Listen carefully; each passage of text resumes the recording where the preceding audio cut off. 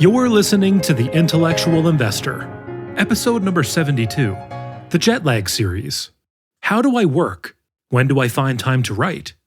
Written by Vitaliy Katsenelson and read by Elliot. To read this article online, or to listen to more episodes, visit investor.fm. To learn more about Vitaliy's investing firm, IMA, go to imausa.com. The Jet Lag series. How do I work? When do I find time to write? I get asked this question a lot. People wonder when I have time to do research. Do I do research at all? Or do I have someone else do it for me? I hope this long essay will help other investment and non-investment professionals. There are so many ways to answer this. I'll start by saying that I write about 2 hours every day. This translates into a lot of hours a year, 500 to 700, more than most people write in their lifetimes. I probably write 800 words per hour, so that is 40 to 60,000 words per year, about a small book a year. The more you write, the better you get. I've been writing since 2004, especially if you write daily. Thus, I can spew out more words than a person who doesn't write on a regular basis. However, quantity doesn't always mean quality. I discussed this before, but it is worth sharing with new listeners. I normally get up at 4:30 a.m., make coffee, put on my headphones, and write. My wife and kids are asleep. It's dark outside, and I enter my own world. I get 2 hours of uninterrupted, focused thinking. And that is what writing is: focused thinking. This is how I access deep, dark corners of my subconscious mind. It's a necessity, because this is the only way I can string thoughts together. Writing probably overcompensates for my inability to sit still. Last year, I spent hundreds of hours researching Tesla. I wrote a 40-page research report, which you can get at a link in the show notes. And we did not buy the stock. This was not an academic exercise so that I could publish a mini book. In all honesty, I did not know where the research was going to take me. Knowledge is cumulative, and whatever I learned, I'll be able to use in the future. We did not buy Tesla, but one of the conclusions of the research was that traditional car makers are uninvestable to us, so we avoided possible value traps. You can read about that in the show notes. I would not have learned nearly as much if I hadn't committed 2 hours a day for a month writing about it. I love research. The only reason I can write about stocks we own or have analyzed is because I read their annual reports, listen to their earnings calls, build financial models, and debate them with others. The ease with which I write about stocks comes from understanding their businesses, which comes from doing primary research. I am not the only one doing research at IMA. We have internal and external teams. I have a very large global network of investment friends, though the professional, personal boundaries were washed away years ago, with whom I share our research, including our models, with whom I can debate stocks I am analyzing, and who will share ideas with us. We don't have the large research department of a mutual fund company, but neither do we have the constraints of one. I am driven by learning, creating, discovering. Recently, we studied Uber, and in our research, we had a breakthrough. We discovered a new mental model that helped us understand not just Uber, but other companies like it. I cannot tell you how much joy, excitement, and satisfaction that brought me, not just as an investor, but as a person who has found something new. When people ask me at social functions what I do for a living, and I don't want to talk about the stock market, I never market IMA in person, I tell them I'm a writer. But I don't really think of myself as a writer, just a person who thinks through writing. In fact, I think of myself as a student of life, a moniker I borrowed from Rabbi Noah Weinberg. We are more than our professions. We are parents, spouses, children, friends. We are our hobbies and our interests. I love investing. I would do it 80 hours a week if my family did not remind me of their existence. But I'd like it to be more than just that. Being a student of life is not just a moniker, it is a mentality. It is a slightly different, more open-minded approach to life. This is why my articles explore topics that venture outside of investing. My explorations into classical music are an example of that. I cannot play an instrument, but I receive incredible enjoyment from listening to classical music. Without it, my life would be far emptier. So I started writing about it, which in turn helped me learn more about it. And then, I am also the CEO of IMA, an investment firm with 7 employees and a lot of clients. My first and foremost important professional responsibility is to do research. Clients come to IMA, turn over the bulk of their net worth, and basically say, "Vitaliy, don't screw it up, please." How do I make sure that being CEO of IMA doesn't interfere with research? It took me plenty of trial and error to get to the place where I am today, but here is what I do to stay focused on analyzing and managing stock investments. First, I outsource and delegate. I hired an assistant. I looked through all tasks I had to do. The ones where I added little value and did not enjoy, I offloaded to my wonderful assistant Barbara. Try to schedule a call with me, and you'll be interacting with her.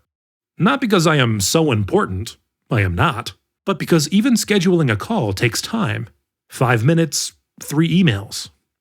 If you do 4 of these a week, that's 20 minutes. I add very little value doing that task. These things add up. Which brings me to this. I hire my weaknesses, which is easy for me because I have plenty.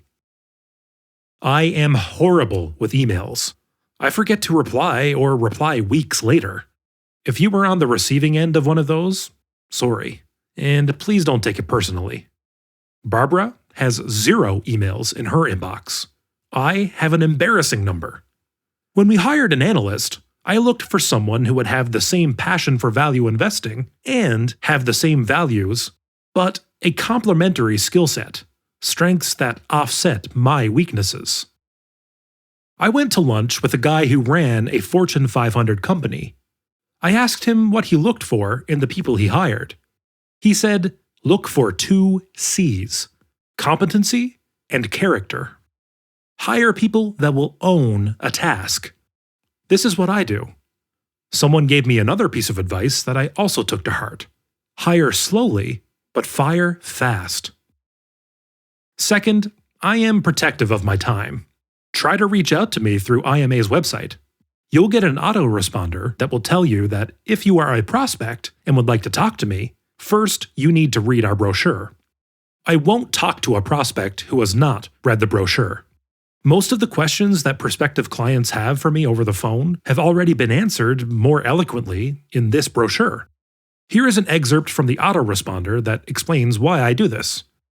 Quote, "We know it is unusual to require a potential client to read our brochure first, but you may actually end up being the beneficiary of this policy. If you become a client, would you rather see your portfolio manager spend tens of hours a week on the phone with potential clients? Or spend the bulk of this time doing research and serving his clients, like you? Hours we save on selling and regurgitating what is already in the brochure into research and client service." End quote. We try to make it as easy as possible for those who are interested in our service to learn about what we do, without getting on the phone with me.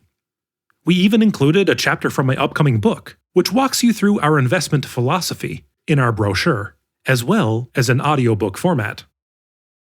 Third, we don't do traditional marketing.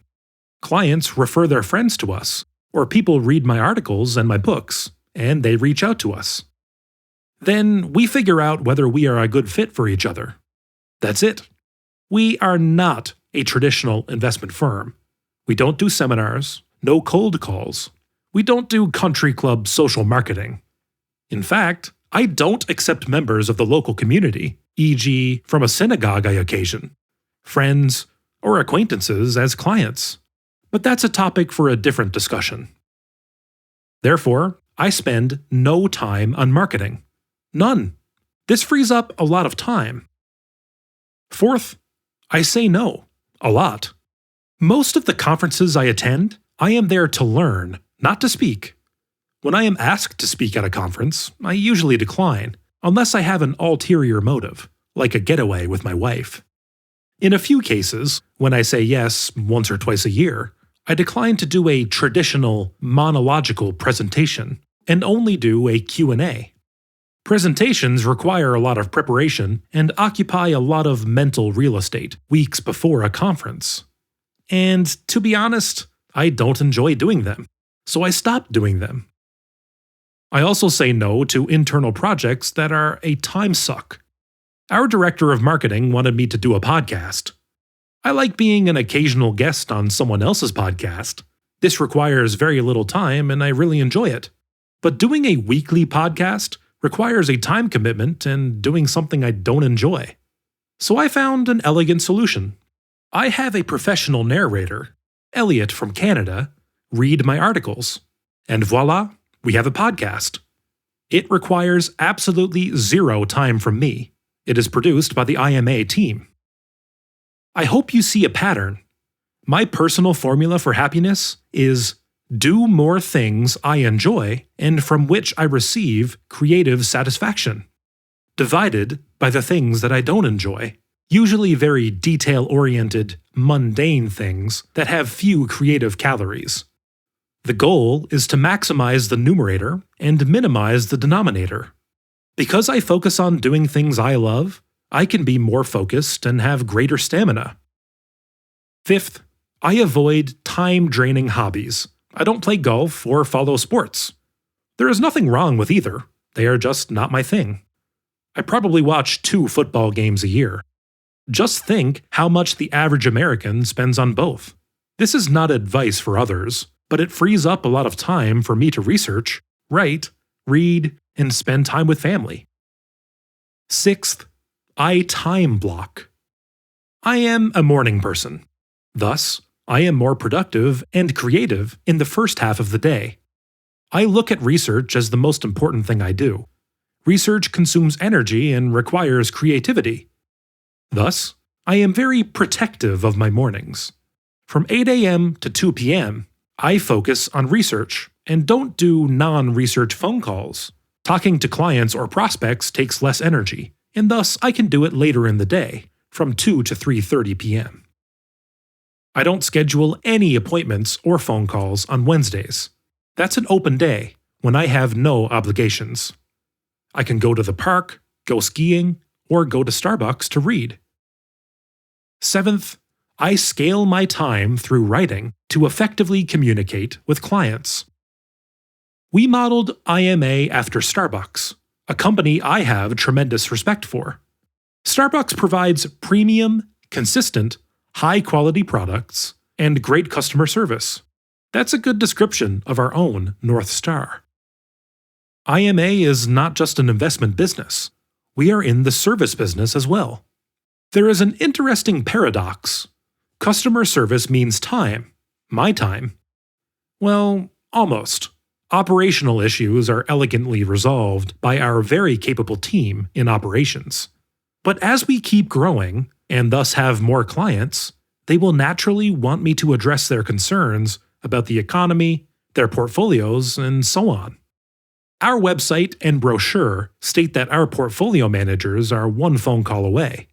We promise that we'll answer clients' inquiries within 1 business day. This is not an empty promise. We always do. We came up with a solution regarding portfolio questions. Every quarter, I write an in-depth letter addressing client portfolios. These letters run 20 pages. Occasionally, excerpts from these letters slip into my articles.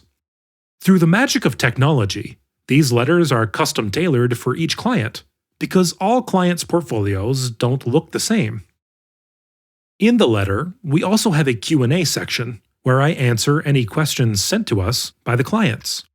The goal of these letters is to answer accessibly, honestly, and clearly any possible questions clients may have about their portfolios and the economic world around us. As a result, last year I probably spent 20 hours at most talking to clients on the phone. Clients can always call me, but they don't often have the need. I have answered their questions in my letters. My writing is scalable. My time on the phone is not. One last thing in this department. In October, we clear out a week and have our annual client meeting. Our whole team meets with clients one-on-one before and after the meeting. As Freddie Mercury said, time waits for no one. I am a bit paranoid about time. I try very hard to spend it only on the things that matter to me the most. I have structured my life to do more things I love and fewer things I don't like. I identified my edge, thinking through writing and focused research. Time does not scale. Writing does. I delegate and outsource. I work with people I love. That's it. Thank you for listening. To read this article online, or to listen to more episodes, visit investor.fm. Enjoy life and prosper.